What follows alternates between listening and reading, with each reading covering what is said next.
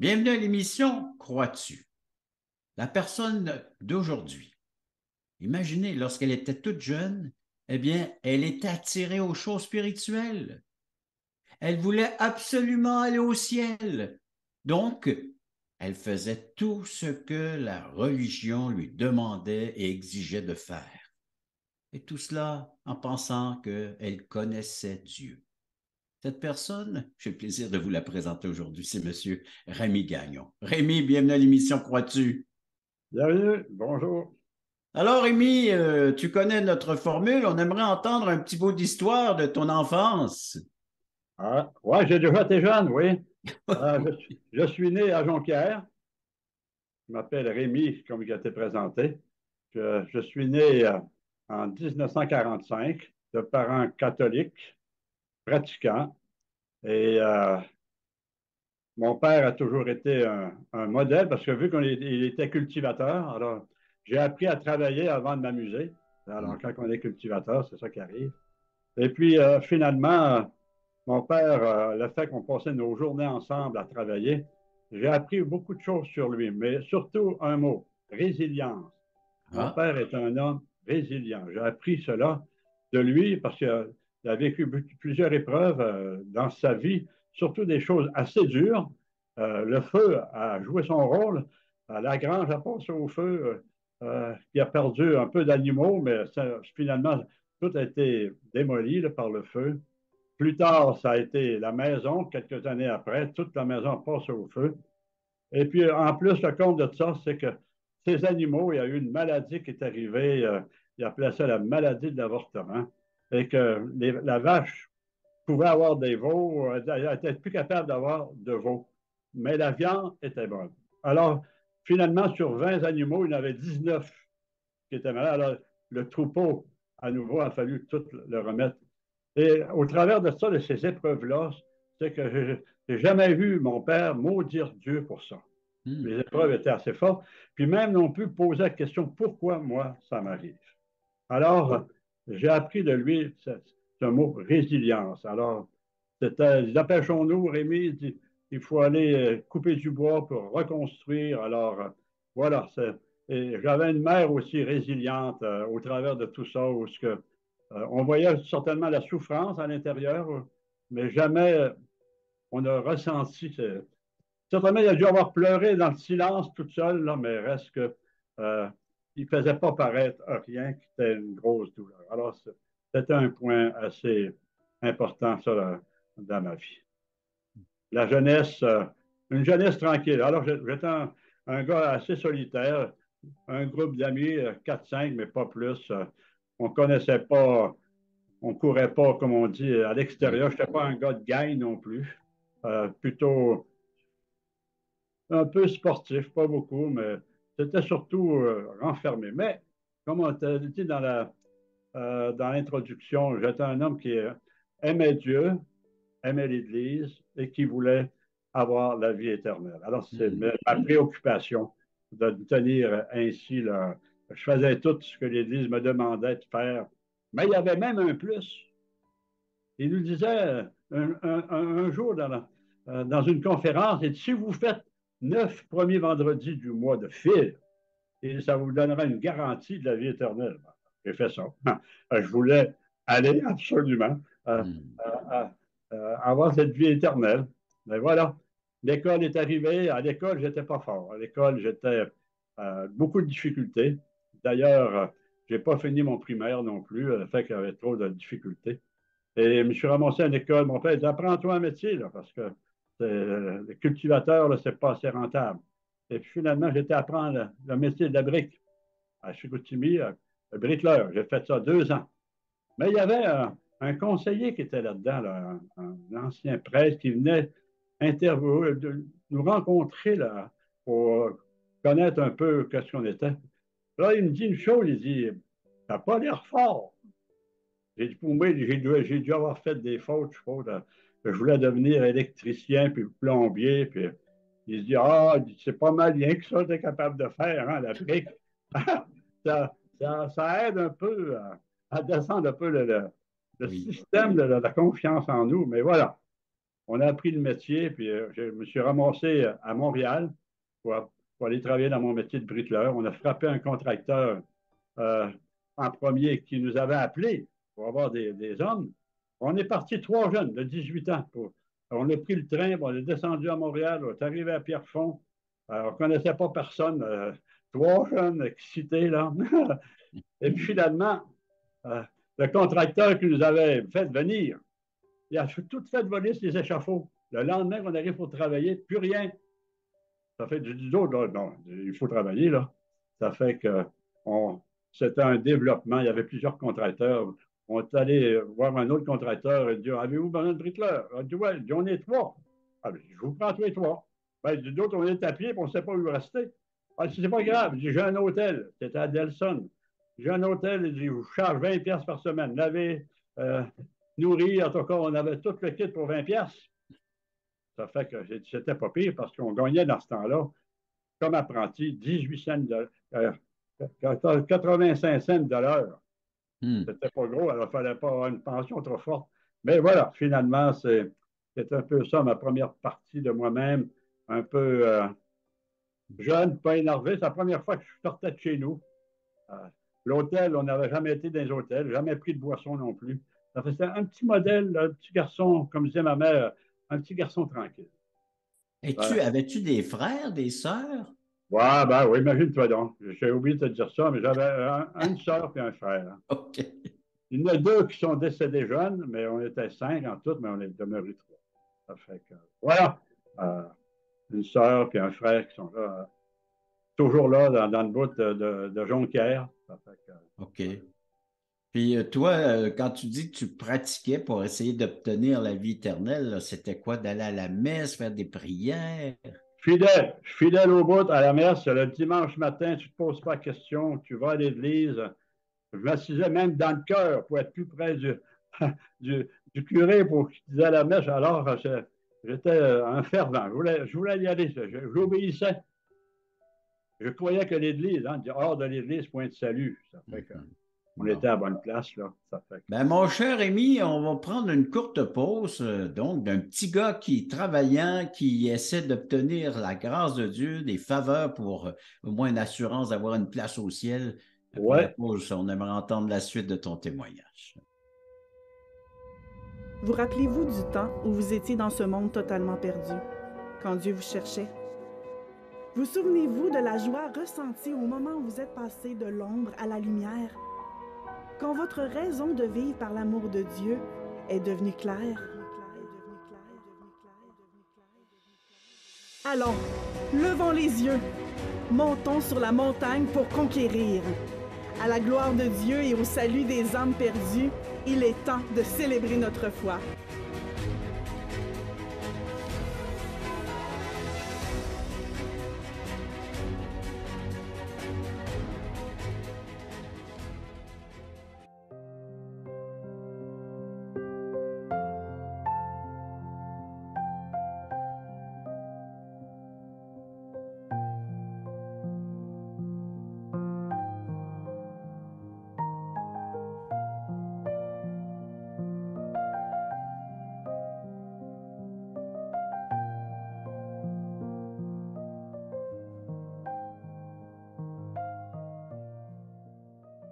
Rémi, donc tout jeune, tu es attiré vers le domaine spirituel, religieux, tu essaies de rejoindre Dieu, de l'atteindre. Alors, avec ce que tu apprends, ce qu'on t'enseigne, et ça fonctionne ou bien il se passe quoi là après?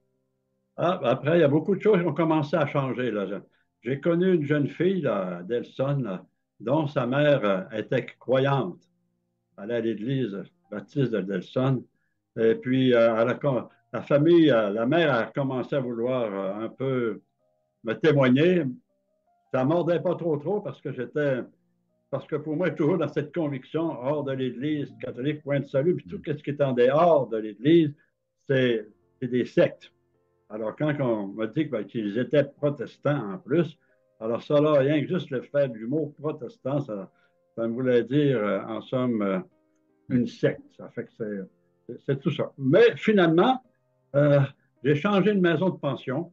là, je me suis ramassé chez Azélus puis Laurette Tessier, qui eux qui étaient aussi croyants. Ils allaient, et c'était un couple zélé, pas mal zélé, ça fait qu'ils m'ont invité un samedi soir à aller voir le film de Lucien aussi, moi-même. Alors, après le film, ils font toujours un appel à la conversion, à tout ça. Et puis, finalement, pour être sauvé, si vous voulez être sauvé, mais moi, je me trouvais sauvé. J'étais catholique, baptisé, alors j'étais sauvé, j'ai dit. Alors, j'avais besoin d'être. Le fait que j'avais été baptisé, tout ça, tout confirmé, j'ai dit, mais ça, je suis sauvé. Et puis, finalement, rendu chez Azélus, c'est ça que le privilège de grandir dans une famille croyante. Euh, alors, il a commencé à vouloir m'expliquer un peu le plan du salut, parce que je disais, ben moi, je connais Jésus. Tout ce que vous dites, je le connais. Mais là, le grand problème, c'est que moi, je le connaissais, mais je n'étais pas connu de lui. Et ça faisait toute la différence. Parce que dans Matthieu chapitre 7, versets 22 et 23, quand il dit, plusieurs me diront en ce jour-là, Seigneur, Seigneur, n'avons-nous pas prophétisé par ton nom, etc. Et puis là, j'ai dit, alors, il dit, je leur dirai, je ne vous connais pas. Mais pourtant, il a fait beaucoup de choses au nom de Jésus. Et là, c'était là que la chose a commencé à vouloir se débloquer à l'intérieur de moi-même pour dire, hey, je suis croyant, je me pense croyant, je suis croyant en Dieu, mais je n'étais pas connu de lui. Alors, ça faisait toute là une différence dans ma relation. Alors, Azélus a commencé à vouloir m'expliquer le plan de Dieu. Il dit là, il dit que Jésus t'aime, Rémi. Oui, je le sais, qu'il m'aime. On a toujours ce passage de Jean 3,16, car Dieu a tant aimé Rémi qui a donné son fils à quiconque croit en lui ne périt pas, mais qui a la vie éternelle.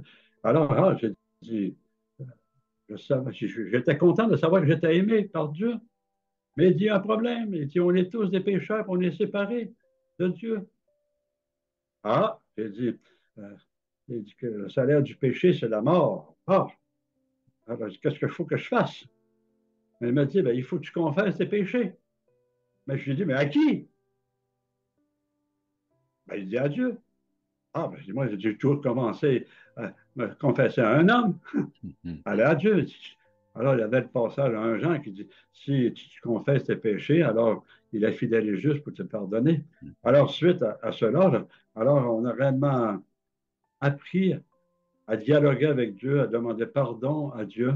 Et j'avais un autre passage qui me citait dans 1 Timothée 2, verset 5, car il y a un seul médiateur entre Dieu et les hommes, Jésus-Christ, homme. Et ça, là, ça a venu me chercher un peu parce que moi, là, j'étais un adorateur de Marie, là. C'est elle qui était un intermédiaire pour moi. C'était important, là, dans ma vie. Alors, j'ai trouvé d'apprendre. J'abandonne l'adoration de Marie pour me donner entièrement à Jésus-Christ. Aujourd'hui, quand je regardais Marie, bien, elle est devenue un exemple au lieu d'une personne qui intercède pour moi. L'exemple d'une femme de foi, parce que quand l'ange lui est apparu, elle s'est postinée, elle a cru au message. Ensuite, elle était prête à offrir son corps pour être au service de Dieu, pour porter le Fils de Dieu. Alors, je me suis dit, hey, c'est quelque chose. Puis ensuite, elle a consacré son cœur aussi à Dieu dans son grand passage, son cantique de Marie. Alors, ça a tout changé mon approche, mais aussi en même temps, enfin, j'ai découvert le salut. Quand il s'est approché, il dit maintenant, tu sais quoi faire? Parce que tu dis, en somme, dans 1 Jean, verset 12 et 13, il dit, mais à tous ceux qui l'ont reçu, à ceux qui croient en son nom, à donner le pouvoir de devenir enfants de Dieu. Non lesquels sont nés du sang, nés de la chair, mais de Dieu. C'est le mot de Dieu. Alors, ça fait tout ce changement où je senti ça, puis réclamer à Dieu le pardon, confesser nos péchés, inviter à rentrer dans notre cœur. Le sang de Christ nous a purifiés. Alors, tout son message, finalement, je le saisis par la foi. Et là, pour la première fois, je cesse de courir après la certitude de mon salut. Je l'ai découvert au travers de la parole de Dieu. Puis maintenant, je peux dire, ben voilà, je suis maintenant un enfant de Dieu, né de Dieu. Alors, c'est ça qui a fait la différence pour moi. Ça s'est fait en 1966. Là. J'avais 20 ans quand c'est arrivé.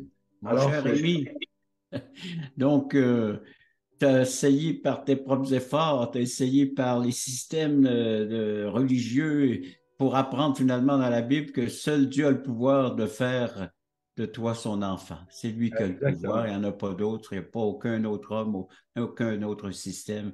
Après la Non, pause, j'aimerais que tu nous partages c'est quoi vivre comme enfant de Dieu, avoir une ouais. relation profonde avec le Dieu en tant que sauveur et Seigneur de ta vie. Après la pause. Le ministère Crois-tu est heureux de t'inviter à une étude biblique en ligne.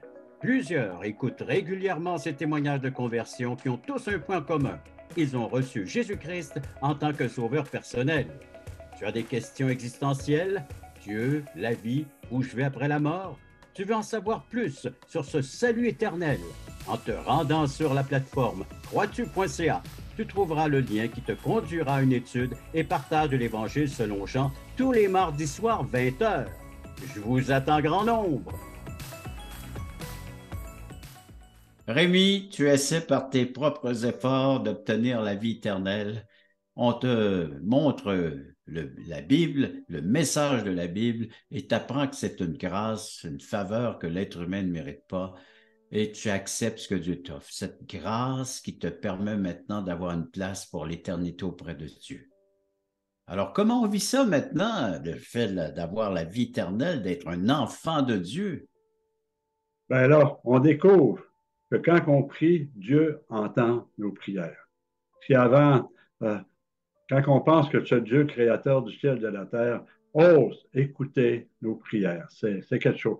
La première des choses qu'il y a eu surtout là-dessus, c'est que à un moment donné, quand on vient au Seigneur de même, on est toujours éprouvé un petit peu. Hein, des épreuves qui arrivent pour nous faire douter. Et il y a des points. En premier, j'étais à sa construction pour la première fois.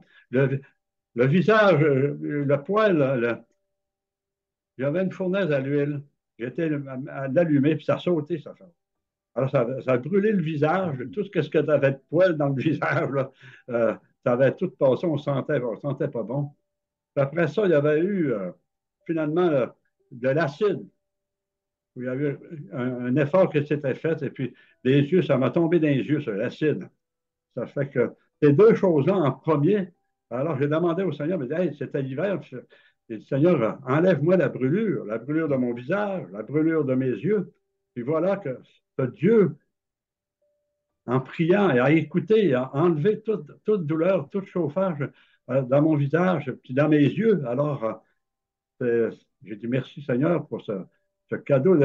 J'expérimentais pour les premières fois m'adresser à Dieu. Alors après ça, c'était un mal dedans. Après ça, c'était un réveil. Mal dedans. Ça, celui-là, c'est assez fort parce que c'est un mal qui ne part pas. Là. Tu travailles puis tu as mal dedans. Là, j'ai dit, Seigneur, j'ai dit, moi là, on va te faire un deal avec toi si tu veux. Si tu m'enlèves le mal dedans d'un coup sec. Là. Moi, la première journée de mes vacances de Noël, là, je vais aller sur le dentiste. Voilà, mais le mal dedans part. Et ça a été 2 mois. Et puis, quand c'est arrivé la première journée de mes vacances, envoyé sur le dentiste, j'ai dit merci Seigneur pour ça. Ça fait que c'est un peu un côté que j'ai expérimenté la prière. Puis en même temps, bien, il nous disait toujours, ben, prie avant de partir de travailler. Aie le temps pour avoir une relation avec Dieu avant de partir pour travailler. Ben, moi, je suis un dormeur. Moi, là. Puis, Seigneur, il va falloir que tu fasses quelque chose. Moi, là, je jette mon cadran, je m'endors à soir, puis c'est toi qui me réveilles une demi-heure avant de partir.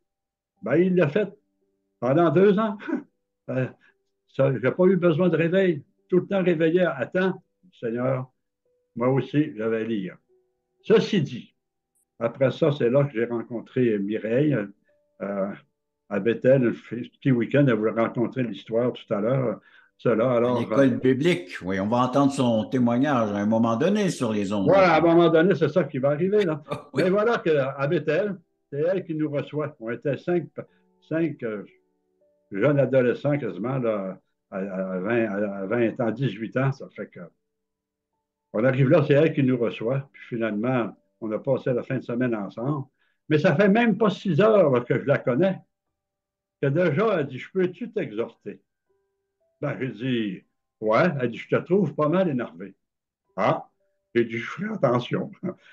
Le lendemain, on va faire du ski. On est rien qu'encore avec toi et deux. Alors, on va apprendre du ski. J'ai dit, veux-tu prier pour la protection? Ça part, ça. Ça prie. Je regarde devant, ça fait 15 minutes. J'ai dit, je peux-tu t'exhorter à mon tour? J'ai dit, je t'ai demandé de prier pour la protection, pas pour la ville de Québec.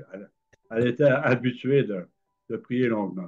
En tout cas, ceci dit, ça nous amène finalement au mariage. On s'est dit qu'on va prier le Seigneur pour savoir, en somme, si Dieu veut nous voir ensemble. Alors, pendant 6 mois, on a demandé à Dieu tous les matins la certitude. Et puis voilà, 6 mois après, on était mariés. Ensuite, les enfants sont arrivés, 3, et puis 6 petits. Alors, Hmm. gloire à Dieu pour la famille, on était un complément ensemble. Il est arrivé ensuite un appel pour le ministère. Ah, j'ai dit là, dans 1 Samuel chapitre 16, verset 7, nous dit, l'homme regarde ce qui frappe les yeux, mais l'Éternel regarde au cœur. Je vous ai dit en premier, à l'école, je ne vaux rien. J'ai triplé ma 6, j'ai dit, tournais à l'école. Ah ben là, mon pasteur, M. Porchet, dans ce temps-là, il avait vu mon zèle, et puis lui, il a décidé de m'instruire. Le français, la lecture, il me donnait des cours, en tout cas, il avait investi beaucoup de temps. On évangélisait sur le bord des rues avec lui, il me faisait faire des visites avec, la prédication. Alors, euh, euh, il y avait beaucoup d'attentes. Il avait investi beaucoup. Il est arrivé un temps, il dit, Rémi, il dit, Star, il dit, moi là, je suis rendu au bout. Je t'encouragerais à aller à l'école biblique à Bethel pour une année, pour être plus efficace dans ton église locale. J'ai dit OK. Il me dit, quitte à tout vendre, à tout quitter. Fais-le, tu ne le regretteras pas, jamais de ta vie. Alors, on l'a obéi. On a fait application à Bethel, on a été accepté. Et puis, j'ai quitté le travail, on a parti par la foi, j'ai sous-loué mon appartement. Ensuite, on a parti avec notre valise pour aller étudier à Bethel. Finalement, on a étudié 3 ans. Mais à l'intérieur de ça, ben, à Bethel, écoute, c'était sa construction. Là. Tout d'un coup, tu tombes assis derrière un pupitre avec la cravate dans le cou. Ça fait que, ouais, ça faisait un changement. Assez que, à l'école, je n'étais pas capable d'écouter le professeur puis prendre des notes en même temps. Tu prends des notes en Oui. même temps. J'avais rien que le temps de mettre les accents. Alors, quand j'arrivais à la maison, je n'étais pas capable de mettre les mots qui alentour. Ça fait que j'ai dit à Mireille, j'ai dit, veux-tu venir assister au cours avec moi pour prendre des notes? Je n'étais pas capable de faire les deux en même temps. Ça fait qu'après 3 mois, j'étais correct. Tu as eu ta secrétaire comme ça, là, à Ouais, l'ouvrage? C'est bon. pour faire des notes, elle est bonne. Hey, Rémi, on va faire une pause, mais tu nous as vraiment démontré comment Dieu peut devenir un père tendre et doux et prendre soin de ses enfants.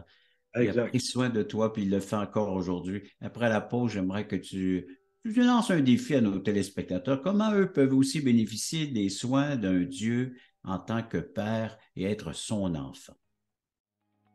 Le voici, ce merveilleux cadeau. Nous vous offrons un livret d'environ 20 pages qui a comme titre Passeport pour le ciel. Très bien illustré. Un enfant le pourrait saisir, comprendre la portée du message. Nous vous l'offrons tout à fait gratuitement, sans aucun déplacement de votre part. Vous pouvez nous appeler, vous pouvez aller sur notre site croixtu.ca, faire des demandes, mais il sera livré à la maison, chez vous. Alors donc, juste en faire la demande, il sera livré gratuitement à la grandeur du Québec, grandeur du Canada, à tous ceux qui voudront le recevoir, qui va vous expliquer comment avoir un passeport pour entrer au ciel. Et cela pour l'éternité. Rémi, tu es allé à l'école de la vie, à l'école avec Dieu. Ça, c'est stimulant. Oui. Oui, très stimulant. Et j'aimerais simplement dire à ceux qui écoutent ce témoignage une question. Veux-tu le bonheur? En somme, il y a un chant qui dit, veux-tu le bonheur? Le vrai. En somme, laisse entrer Jésus dans ton cœur. L'invitation, c'est de faire cette prière, reconnaître ton besoin. En tant que pécheur, on est séparé de Dieu, on ne peut pas l'atteindre nous-mêmes. Mais ouvre ton cœur à Dieu, confesse-lui tes péchés, demande-lui pardon et invite-le d'une manière personnelle. Fais pas la vie d'une chenille, mais sois le papillon avec un être né de nouveau par la grâce de Dieu. Et si tu fais cette prière, tu invites Dieu, eh bien, la parole nous dit que tu deviendras un enfant de Dieu avec la certitude. Que le Seigneur te bénisse. Et qu'ils pourront bénéficier des bons soins d'un Dieu tout-puissant, un papa, Amen. qui va les accueillir dans sa maison pour l'éternité. Rémi, c'est formidable de voir comment est-ce que Dieu prend des personnes comme toi et les emmène à le servir. Tu as servi le Seigneur pendant toutes ces années dans des ministères en tant que pasteur, prendre soin des brebis du Seigneur, du troupeau du Seigneur. C'est un miracle de voir comment est-ce que le Seigneur vient nous chercher là où nous sommes dans notre contexte et nous transforme. Fait un Amen. miracle. Chaque vie est un miracle de Dieu, des vies qui sont transformées. Et nos téléspectateurs peuvent en bénéficier.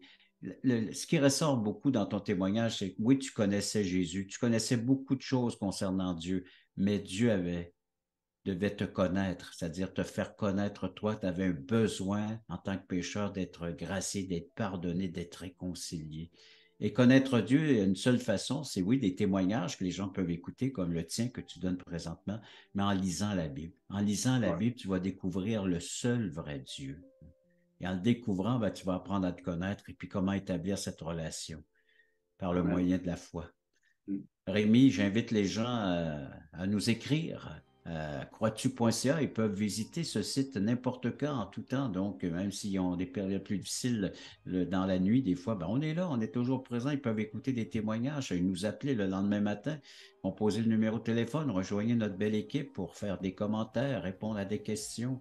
Les études bibliques également les mardis soirs, toujours sur le site à 19h, 20h, Nouveau-Brunswick, là où te situes toi et ton épouse Mireille. Et les samedis matin, 9h30, en direct. Vous arrivez sur le Zoom à croitu.ca, vous entendez des témoignages et notre littérature qu'on offre, entre autres le Passeport pour le ciel. Tout ça, c'est un service gratuit, rien à payer, à débourser. Juste prendre un peu de temps et d'énergie pour nous rejoindre, nous communiquer votre désir, votre besoin.